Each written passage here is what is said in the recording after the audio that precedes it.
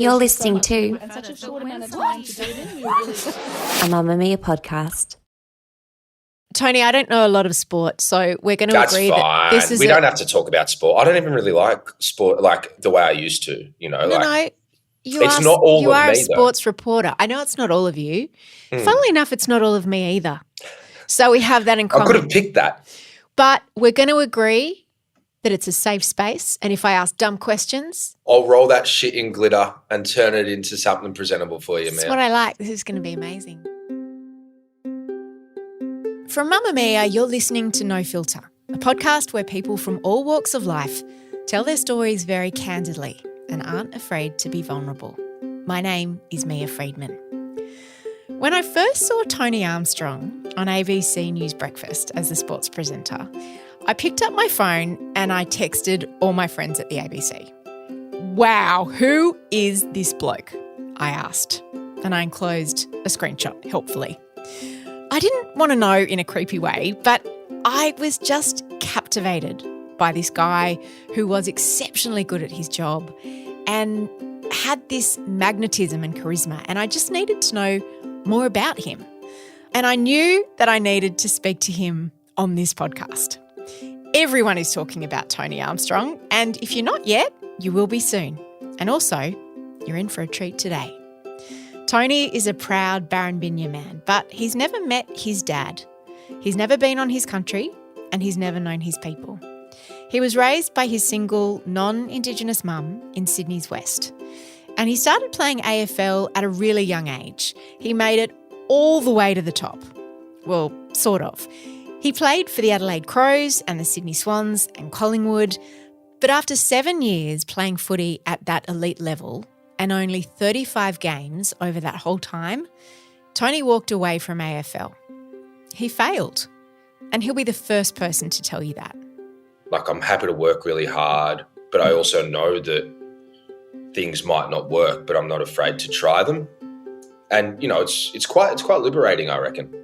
But since that moment, Tony has done great things. In 2019, he became the first Indigenous person to call live football on commercial radio at Triple M in Melbourne.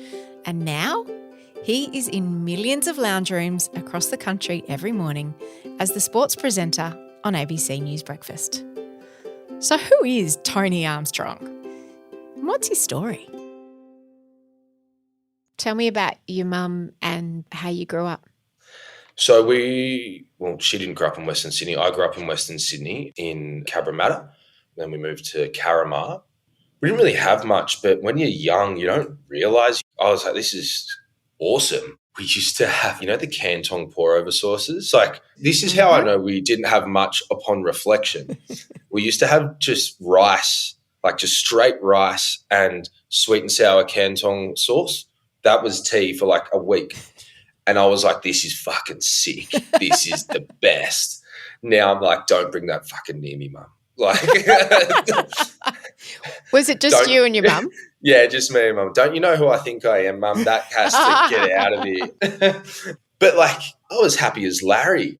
So mum's a school teacher and gee, she ran a tight ship, didn't she? Like, I get home and mum would actually have like another timetable set out for me. It's like half an hour of play, half an hour English, half hour maths, dinner time. Wow, Canton sauce, break. Canton sauce, yes, yeah. Half an hour of TV, bed or reading. You seem like a really good guy, and I'm always interested in what good guys were taught about women. I think for me, it was just watching mum and kind of holding her because of what she did, single mum. When I think back to like when we lived in the country and I was playing representative sport, she worked like a fucking dog to put a roof over our heads, feed us. Then she'd work in town, drive in, pick me up. Because you know what, like how hard it is for country kids, all the travel. Like that's kind of something that's lost on a lot of people. Like the amount of work that she had to do just to get me to places was insane.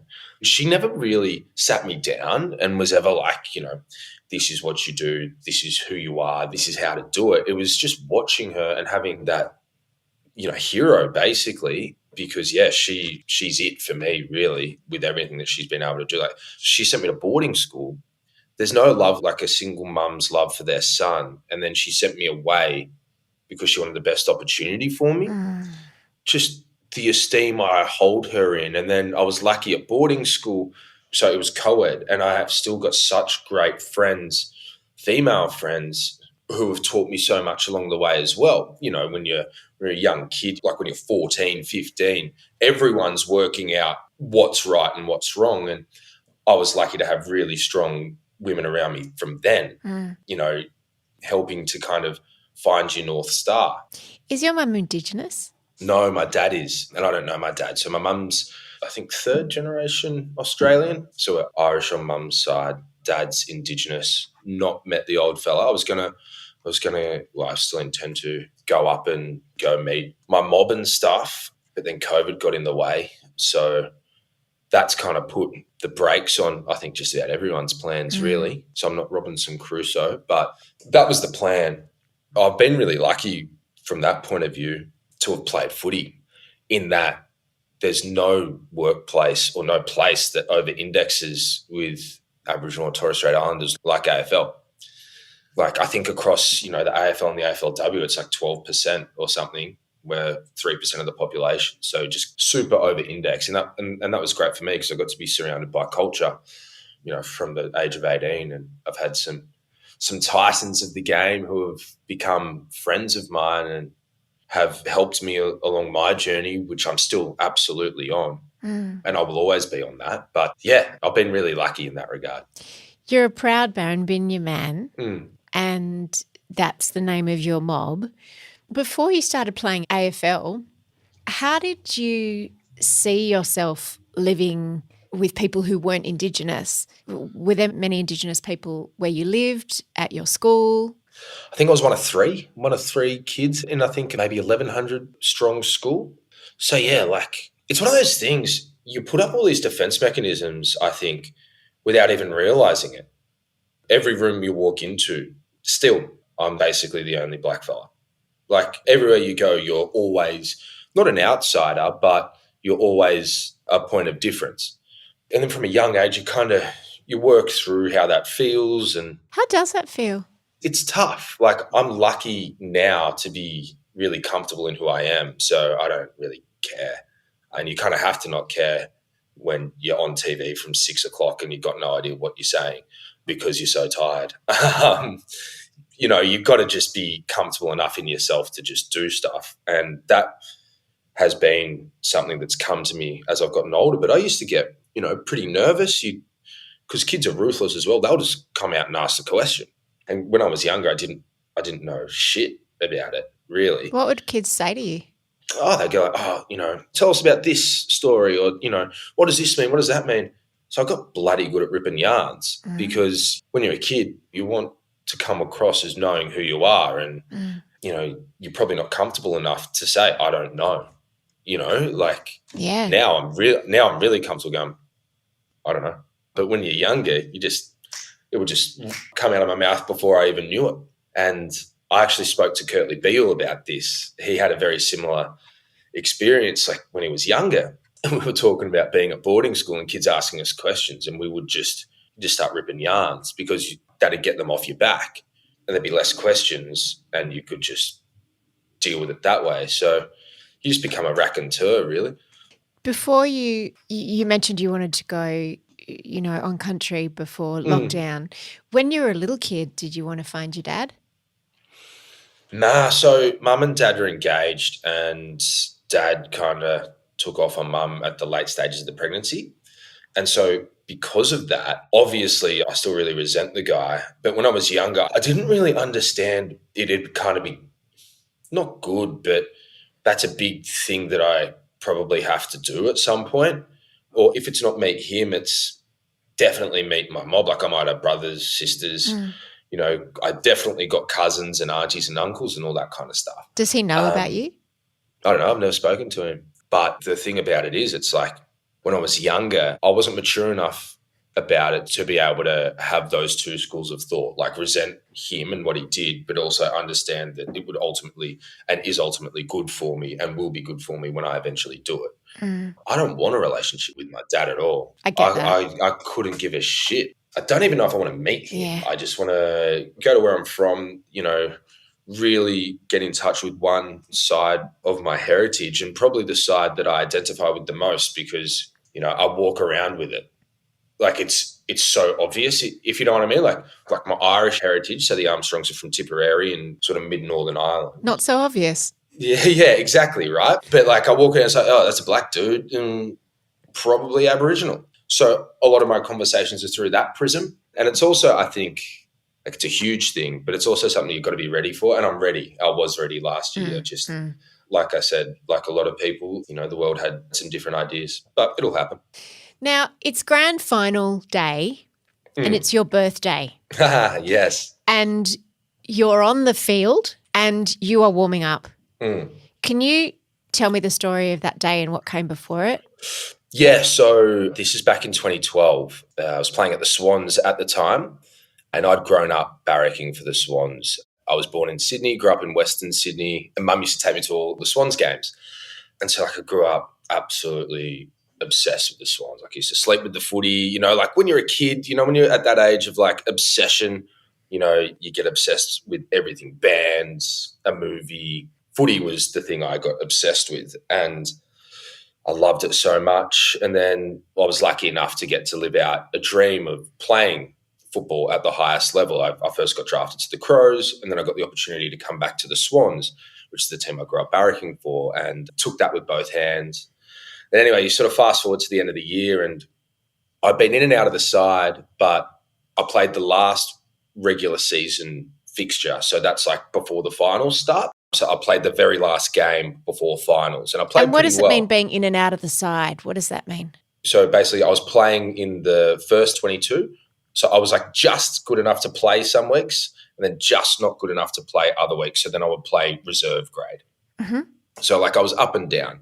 And anyway, come the finals, I was the first emergency for the whole final series. What does that mean? So like I was the next cab off the rank. Like if someone went down or they were going to change the way that they – like the tactics slightly, I would You were on the bench and you were ready. Basically.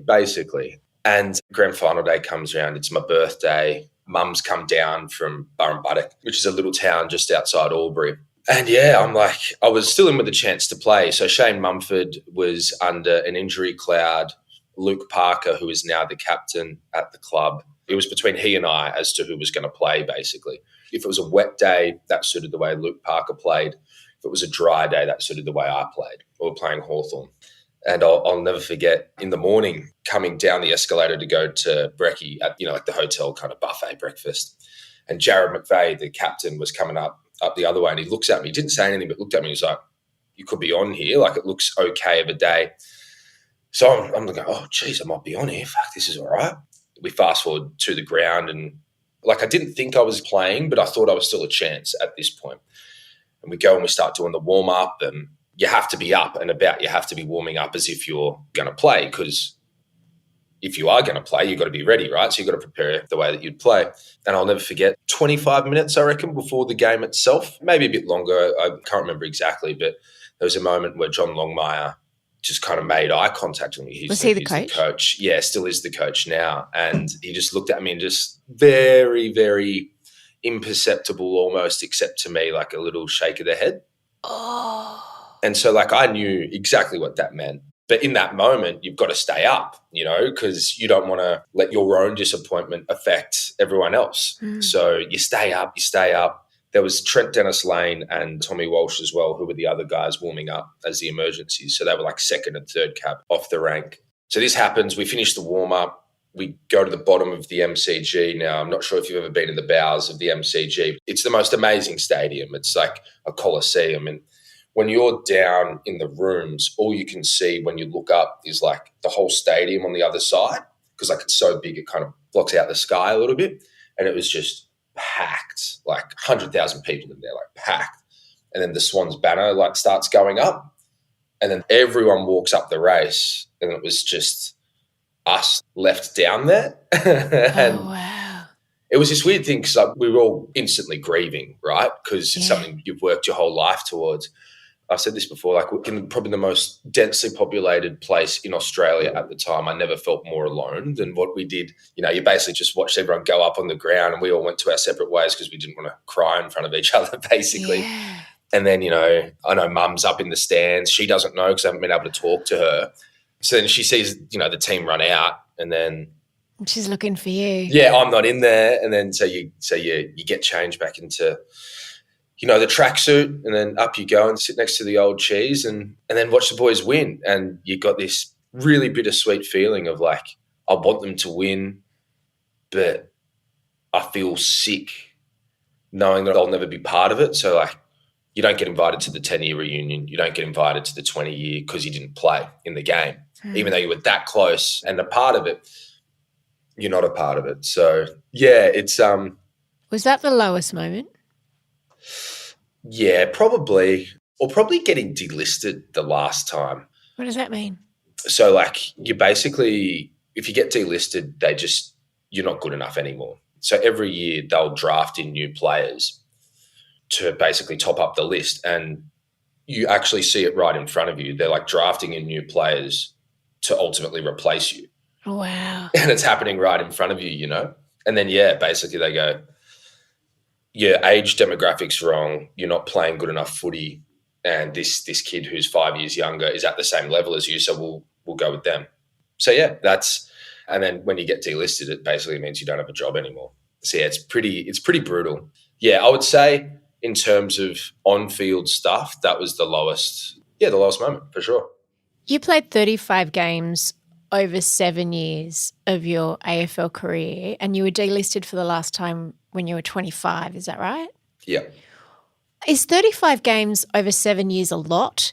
It's not. It's like 5 games a year, right? Yeah, so I just never really took my chances. And like now I can reconcile with it really easily. Like I just wasn't quite good enough, you know? But it's a really hard thing to learn because when you're growing up, and I'm sure people have said this to you a million times. I've even said it to people and then I correct myself. You go, if you work hard, if you work really, really hard at something, you'll get what you want. It's like, no. No, if you work really, really hard at something, you give yourself the best chance. You know, you give yourself the best opportunity. You get luckier, but it doesn't mean things will work out. And that was the hardest lesson I learned. And I was lucky to learn it probably a bit younger than most people learn it, I think. Like I learned it at 25. It took me a while to reconcile with it, but it was really hard because playing professional sport as well, you've got to be so one-track mind, so ruthless, so focused, and then to not get what you want out of it, it's really, really hard. And then when you play at like other levels and you're just so much better than everyone is as well, and then you go up to that level and you're like, oh God, I'm not quite good enough there. So like you're in that in-between. Yeah. Because a lot of people dream of playing, you know, professional AFL, and it's a dream. They'll never get there. You got there, but you just... Not quite. Yeah. I got there, but I never quite established myself. And I think having learnt all that, that's become a bit of a superpower with what I'm doing now because like I'm happy to work really hard, but I also know that things might not work, but I'm not afraid to try them. And, you know, it's quite liberating, I reckon. I was thinking about that in terms of the Olympics. Like, you know, there's people, they train for 4 years and then it comes down to minutes, seconds, milliseconds in some cases. Yeah. For you, it happened over years. That must have been a different kind of hard because that would... Yeah. What effect did that have on your self-esteem? Oh, yeah, huge effects on my self-esteem because you get direct feedback. All professional sport is like this. No matter what you do, you can always do stuff better. So you're always looking at things you didn't do well. So you're getting that really kind of narrow feedback, and then you're getting like the indirect feedback of not getting picked. So it's like every week you look at the teams, I'm not in. So I'm not good enough. I'm working really hard, but I'm still not deemed good enough.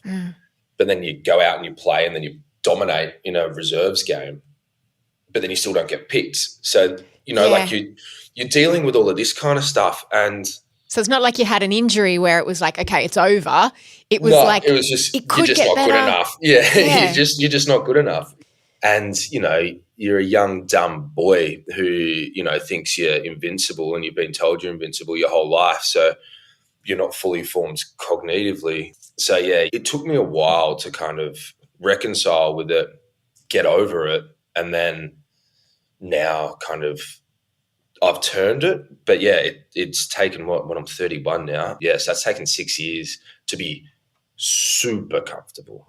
I've heard you talk about yourself as a failure and about that as having failed. You say it quite flippantly, but I imagine, is that still how you feel about that time? Yeah, for sure. And it's pretty funny as well. Like, it's that mindset that makes anyone good at what they do, right? It's like, no matter what it is, if it's Dwayne Johnson, like he might open for a weekend at $100 million, but he'll be like, wasn't enough, you know? And then here we are going, you fucking kidding me, mate? You're smoking cigars flying private. Like, fuck up. But that's because he's got such high standards that gets him to the next one. And then I think with all athletes especially, it's like nothing's good enough. Yeah. So had I played 100 games, I would have been pissed off I didn't play 200.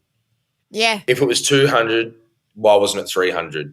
If it was 300, why wasn't it a premiership? You know, like there's always more. You can always say, why didn't I do more? Yeah. And I think ultimately if you've got an honest person's pillow, you're able to put your head on the pillow at night and not have those thoughts going through your head of like, what if? Like I tried everything. I just wasn't good enough. I'm okay with that. Do you remember where you were when you found out you got the ABC breakfast gig full-time? Yeah, I was in my backyard. Tim Aliff gave me a call. It was one of those things, I guess, you said before, like about having a moment, like, and thank you for being a part of that, being an OG stan. Totally. I remember the first, I don't know if you remember when you found out you got the gig, but I remember the first time I saw you on TV and it was just like, wow. I straight away texted my friends who are in the media and was like, this guy's unbelievable. No, well, thank you. So you had a big fan club before you got the main gig. I imagine I'm nothing special, so I imagine a lot of people had that reaction. Did it feel like it was an overnight thing? I mean, maybe not for you, but yeah, no, I know exactly what you mean. The attention. Yeah, like I find it all a bit weird because ultimately I figure I'm just doing a job. I'm just serving a function within a team, right? And I've got to bring what it is that I'm good at, which is not being a journo, which is not being hard-nosed like the rest of them. And I'll never be like that. So I've got to bring what I'm good at, which is, I guess, being myself, not taking myself too seriously, but then, you know, being able to deliver stuff, I think, in a really malleable, palatable way. And it's kind of been like a pretty wild sort of 4 or 5 months. How did it start? So I backfilled for PK. Now, he went to where he is now at 7:30. So he was the sports anchor on ABC News Breakfast. Yeah. And he'd been doing it forever. And I backfilled for him. And then, How did you get the opportunity to backfill for him? Because that's a big gig in itself. Yeah, I just kind of kept getting opportunities within the ABC and kind of doing okay, I guess. Like I started off on just the news channel. So at the middle of the day, 13 people watching, just, you know, playing my craft, trying to get better. And it's funny, like hearing myself talk like that, it's like that's a lot of that kind of football or sport mentality, you know, you do it, you review, try this, try that. Like a lot of that mentality comes in. Did you watch yourself back? I hate doing it, but I do it. Yeah, the best people do. You have to, right? I hate watching myself back. I hate my voice. It's like, who is that dickhead? What have you learnt by watching yourself back from those early days? I used to waste words. Nothing annoys me more now when, like, say, I'll be like, yeah, and I'm just going to cross live to Mia Freedman in Sydney. Mia, how's lockdown? Or, you know, cases are up to whatever they were today. So, yeah, that's right, Tony. You know, well, that's a waste of words. Yeah, so right. Just hit us with some insight straight away or, you know, like. No waffle. Exactly, right? It's like that kind of stuff. And then what I'm learning now is when to waffle, when not to, how to use the clock, when I need to pad, how to help out Michael, Lisa, Nate. Like I'm still learning. I'm a baby, absolutely. But all these little things that you learn, you continue to critique yourself. Got to be a bit more gentle with myself, I think. It's probably a good and bad thing that I'm pretty ruthless on myself, but I think everyone is. But yeah, it's just been a wild sort of 4 months. So you started filling in for PK. Started filling in for PK and then. And what did you notice? I mean, people like me sliding into your DM saying, I think you're a legend. Yeah, a lot of that. That's lot not of that. creepy. A lot of that. I don't know, people just started taking notice, I guess. But how did you know they were taking notice? Because they were sliding into your DMs? Well, there was that. There was job opportunities. Opportunities. Like, I think that's the big one where you see it. And then people wanting to do stuff with you. Like, all of a sudden you have to say no to a lot of stuff, you know, rather than... What kind of things were you saying no to? Oh, it's just going on shows, going on podcast appearances, all that kind of stuff. Like, just not having the time now, but then also starting to try to be, you know, trying to be clever about what you do and don't do. The power of saying no, I think, is great as well. I'm Mia Friedman, and you're listening to No Filter with Tony Armstrong. How have you navigated your relationship with your mum? I'm asking for a friend. No, I'm asking for every woman who has a son. I've written about the pain of when your son grows away from you in the teenage years and how he sort of comes back, but you've got to redefine what that relationship looks like between a mother and her adult son. How have you and your mum navigated that? Bit of Stockholm syndrome. No.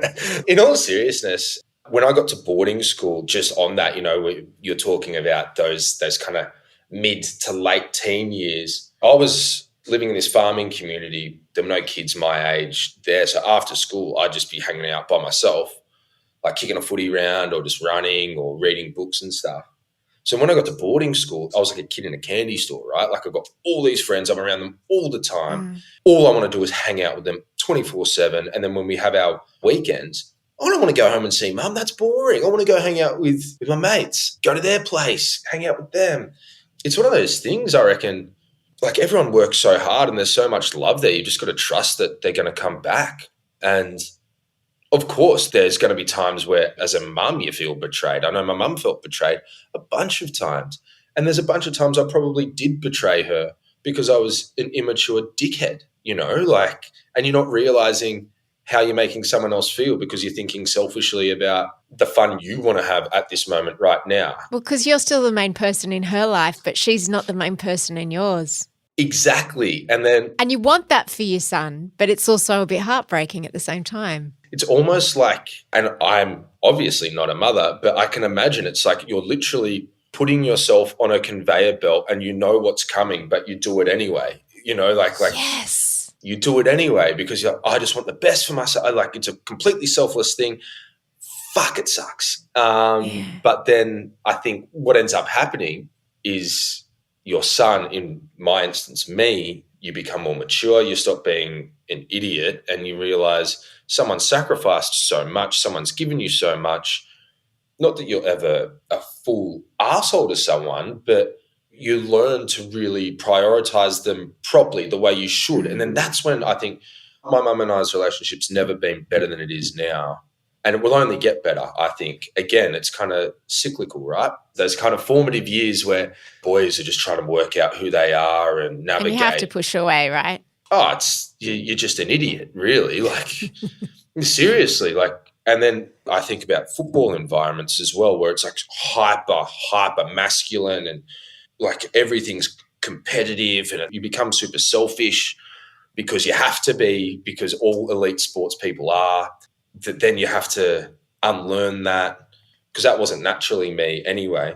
You unlearn that and then you come back. Yeah, and then you reprioritize things and you recalibrate. And then, you know, my mum did such an amazing job that I think it was always going to happen. And I think for any mums listening, like, you're doing an amazing job and it, like, you might be in a sucky bit, it might be coming up, or you might be just out of it. But boys and their mums, boys love their mums. It's true. You said before that you have had so many opportunities and you've got to say no to a lot of things. There aren't a lot of high-profile Indigenous people in the media. What's the difference between tokenism and representation? Because I imagine you're getting asked for a whole bunch of different people's agendas. I mean, I don't want to project on you, maybe you're not, but like... Yeah, 100%. It's pretty funny, like, I'm a cynic. When you've grown up as a minority or you've grown up on the outside, you kind of look at everything and you're like, what's the motivation here? Like, the difference between tokenism and like doing it right is, say, for instance, NAIDOC week rolls around. Ask Brooke Boney. Her phone could power Africa. in NAIDOC week with the amount of phone calls that come in, the requests, because everyone wants to talk to her in that week. I'm just using Brooke as an example. And I guess the difference is, yeah, sure, happy to do some things in NAIDOC week, but also what are you doing now? Like, what are you doing today that's making a space more inclusive, more safe? What does your company, what does your business, what does your workplace actually do to support its Indigenous employees? What do you guys like from a retention point of view? What are the pathways like? What's the talent seeking like? Do you have diversity targets? Do you have a RAP plan? And if you've got all of these things in place, that can all work in concertina to alleviate the tokenism, because I think the tokenism will always come. I see it with women on panels. I see them just as an afterthought. One of the things that strikes me a lot, and I was only talking to a friend yesterday about it, and she articulated what I hadn't been able to. And she said one of the things that pisses her off is so often women are hosts and their opinions aren't actually asked. They'll just facilitate. Yeah. And it's like, well, fucking hang on. Like, you know, Mia's just as much of an expert on this as Greg down the end there. Why aren't we asking her opinion? So, you know, like I see tokenism in all of its forms, and that's one that stands out. And I guess one of the other ones is when you're a minority, you're quite often expected to be grateful to be there. So it's like, oh, it's a great opportunity for you. It's like, you know, fuck off. Like, I'm good. Like, you want me there because I'm good. Yes. You should actually be not just thanking me, you should be remunerating me because you're asking for free labor. You know, like there's so many different parts of the tokenism. And, well, I think one of the big ones is making sure that you've actually got pathways. So it's not just Brooke, it's not just myself, it's not just Narelda Jacobs. It's not the same ones every time. I'll keep on doing stuff because I think it's important for me to be seen, but it's less about doing it for me. I do. The three of you carry a heavy load, I think. Yeah, and there's plenty more. They were just the ones off the top of my head. Yeah.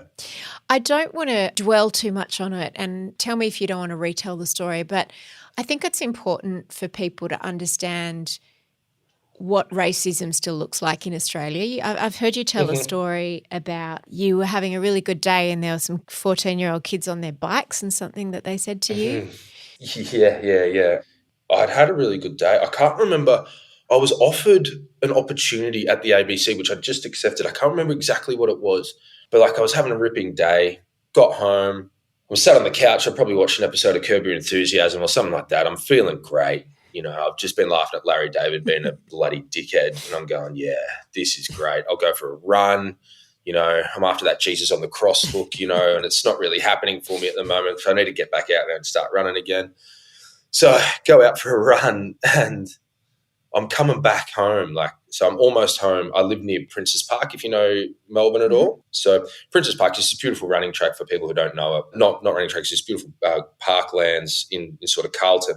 And I'm coming home and these two kids, I could just see, like I'm running along and I could just see that they were going to say something to me.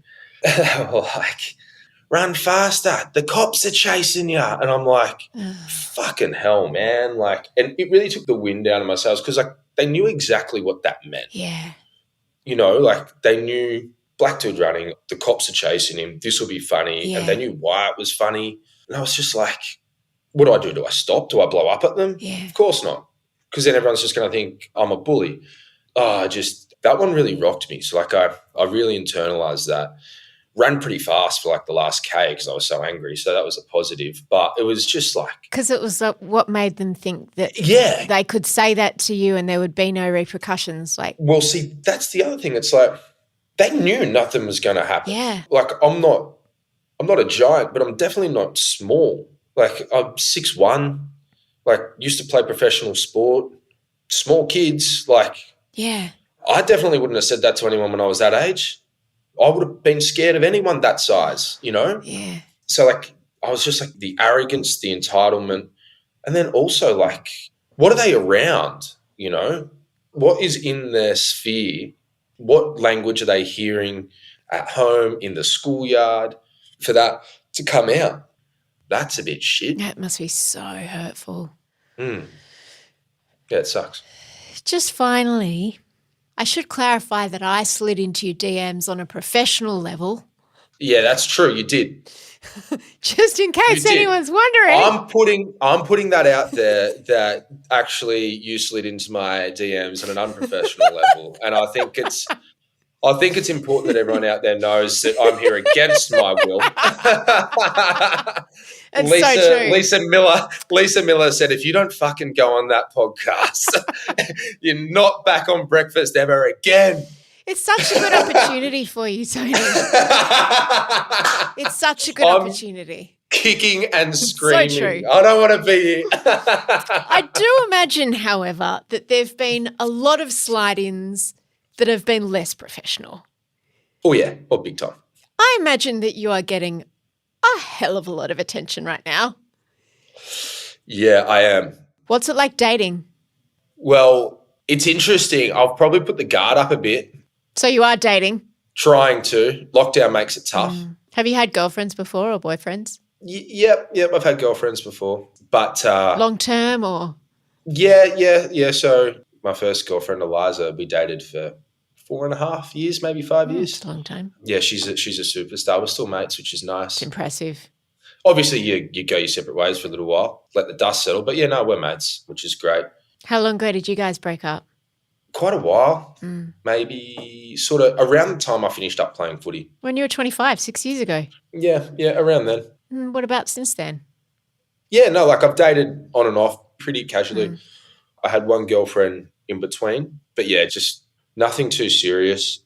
But yeah, like dating, it's definitely changed, that's for sure. And yeah, there's some pretty red hot shit that comes on in.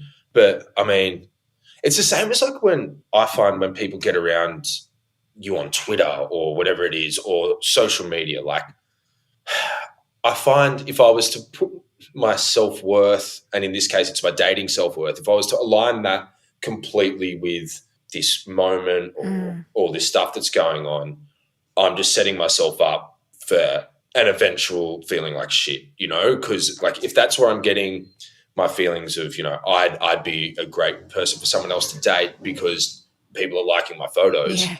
Or people are sliding into my identity. Like if that's the construct around which I built my own identity, I don't know what the word is, but I think you know what I'm trying to articulate here.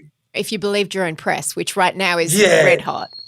And like overwhelmingly good, right? Then I would be a fucking idiot.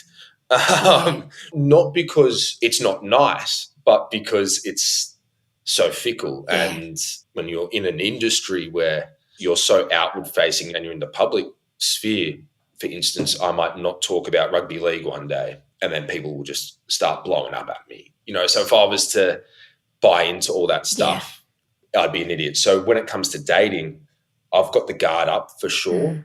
I'm definitely not on the apps, not because there's anything wrong with the apps. Don't get me wrong. I was actually talking to a mate yesterday. We went for a walk and he was like, you just couldn't be on them because you just know there'd be a screenshot going around just of you on them. Like, wouldn't even have to be a chat. It would be just of you on them. Without the apps and in lockdown, I do see why it's a challenge. Yeah, but I mean, it's fun. Dating's fun, that's for sure. But I haven't found that special someone yet, Mia. If you're a woman now, I'd say, do you want kids? Do you want to have kids someday? I hope you have kids someday. I think you'd be a lovely father. I hope I do too. I'd like to have kids one day. Hey, thank you so much. This has just been a delightful way to spend an afternoon in lockdown. How are you going? Never better. I don't believe that. It's not true. Why'd you lie to me? I've been honest to you and you've just fucking lied to me. Well, I promised you a treat and Tony Armstrong delivered. Go follow him on Insta. Go watch him on TV. He's just a delight. In person, he is a delight. He's cheeky and mischievous and irreverent and smart.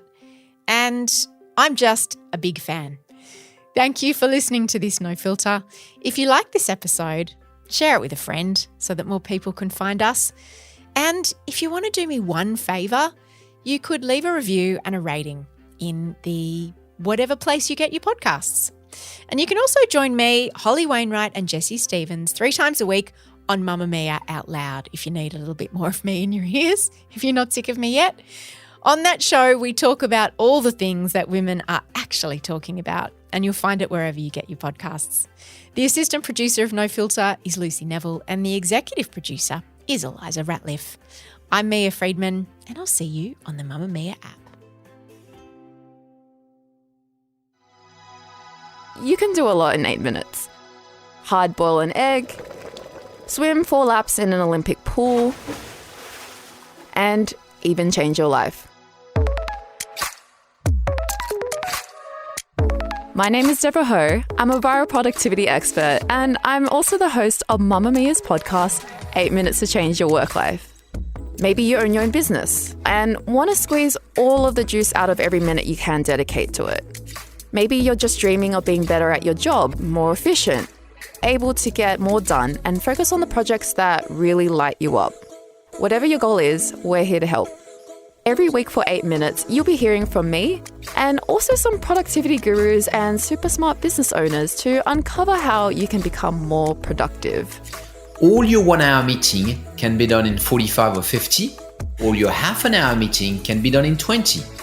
Ban the 1 hour default. 8 minutes to change your work life. Coming soon to a podcast app near you. Mamamia acknowledges the traditional owners of the land we have recorded this podcast on, the Gadigal people of the Eora Nation. We pay our respects to their elders, past and present, and extend that respect to all Aboriginal and Torres Strait Islander cultures.